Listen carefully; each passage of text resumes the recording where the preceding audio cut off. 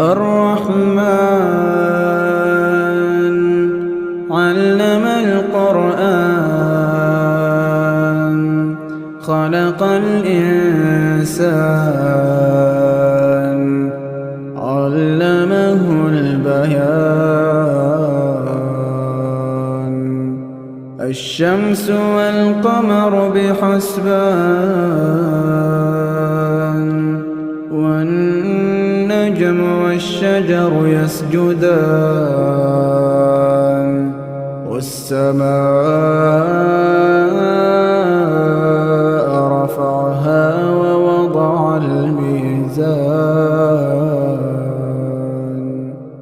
ألا تطغوا في الميزان